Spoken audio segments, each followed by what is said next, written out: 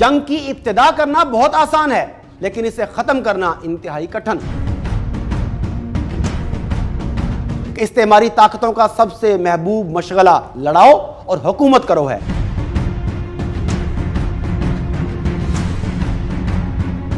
काश हथियारों की यह खरीदारी सह्यूनी रियासत इसराइल से मुकाबले के लिए होती।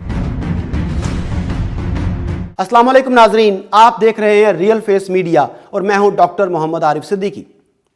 कहते हैं कि जंग की इब्तिदा करना बहुत आसान है, लेकिन इसे खत्म करना इंतहाई कठिन। जंग एक तरफ तबाही लाती है तो दूसरी तरफ ये बैनुल अक़वामी इस्तेमारी ताकतें इसका भरपूर फायदा उठाती हैं। तभी तो कहते हैं कि वार इज अ बिजनेस। वैसे तो दुनिया में हर साल खरबों डॉलर के असलहे का कारोबार होता है, लेकिन आज मशरिक़ वुस्ता का जिक्र करेंगे जहां गुज़िश्ता कई दिहाइयों से जंगो जदल जारी है। यह कहना गलत नहीं होगा कि इन जंगों को शुरू करवाने और तूल देने में असलहा बेचने वाले ममालिक का सबसे बड़ा हाथ है। दुनिया के बड़े असलहा साज ममालिक दुनिया के दीगर खित्तों के मुकाबले में मशरिक़ वुस्ता में सबसे ज्यादा असलहा फरोख्त करते हैं। जैसा कि हम जानते हैं कि इस्तेमारी ताकतों का सबसे महबूब मशगला लड़ाओ और हुकूमत करो है। मशरिक़ वुस्ता में यह फार्मूला बहुत ही कामयाब है, क्योंकि मासवाए इसराइल के इस खित्ते में तमाम ममालिक इस्लामी हैं, लेकिन ये ममालिक अपने सबसे बड़े दुश्मन इसराइल का मुकाबला करने की बजाय एक दूसरे की गर्दनें काटने में मसरूफ हैं। आपस की इस लड़ाई में बड़ी असलहा साज कंपनियों की फैक्ट्रियां खूब नफा कमाती हैं। मशरिक़ वुस्ता में लड़ाओ और हुकूमत करो का फार्मूला तो हमेशा से ही काबिल अमल रहा है, लेकिन अब इसकी नई शक्ल सामने आ चुकी है जिसे डराओ और असलहा बेचो कहते हैं। हम जानते हैं कि अमेरिका इस वक्त दुनिया में असलहे का सबसे बड़ा सौदागर है। इसके लिए मशरिक़ वुस्ता जैसी पुरकशिश मार्केट में असलहा बेचना कोई अचंभे की बात नहीं, कोई मुश्किल बात नहीं। यहां निफाक भी आम है और जमीन भी जरखेज है। तकसीम करो और लड़ाओ की पॉलिसी में अमेरिका यदे तूला रखता है। अगर इख्तिलाफात नहीं होंगे तो एक दूसरे से खतरे और खौफ का एहसास भी नहीं होगा। इसीलिए अमेरिका ने हमेशा मशरिक़ वुस्ता के अरब ममालिक को दूसरों से डराकर इनसे सिक्योरिटी और दफा के नाम पर खरबों डॉलर बटोरे हैं।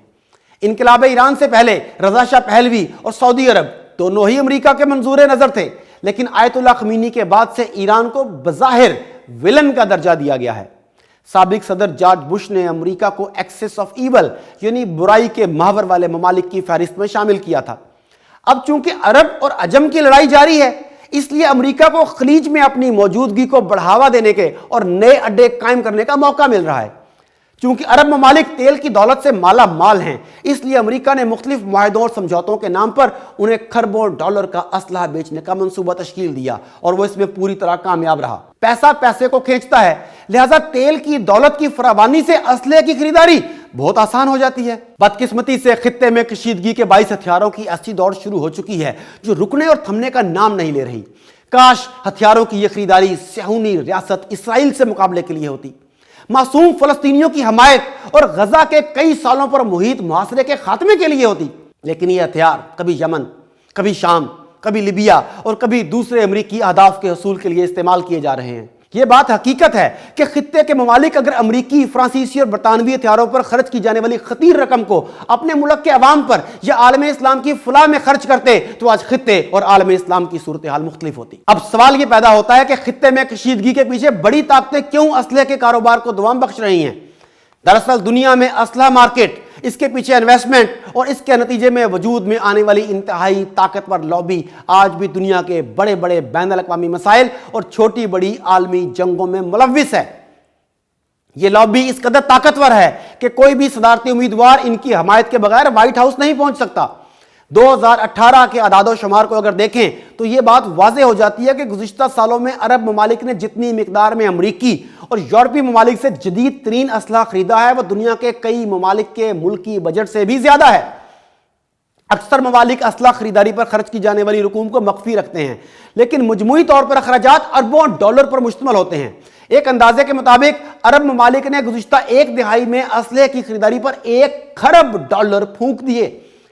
सऊदी अरब के सरकारी आदादो शुमार के मुताबिक सऊदी अरब ने 2017 में दिफा की मद में 70 अरब डॉलर खर्च किए, यानी अमेरिका और चीन के बाद फौजी बजट के हवाले से सऊदी अरब का तीसरा नंबर है, जबकि खलीज फारस के ममालिक का मजमूई सालाना बजट 100 अरब डॉलर से ज्यादा है।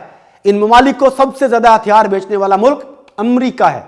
اس کے بعد برطانیہ، جرمنی، فرانس، اسپین اور اٹلی کا نمبر آتا ہے۔ حاصل کلام یہ ہے کہ جب تک اس خطے میں عالمی ساہوکاروں کی اجارہ داری جاری رہے گی، مسلمانوں کا خون بہتا رہے گا اور مسلمان ممالک ایک دوسرے کے دست و گریباں رہیں گے۔ مسلم دنیا کے مابین ناچاکی کی قیمت عام مسلمان ادا کر رہے ہیں، جبکہ اغیار مسلمانوں کے خون سے غسل کرنے میں مصروف ہیں۔ خدا را جاگیے۔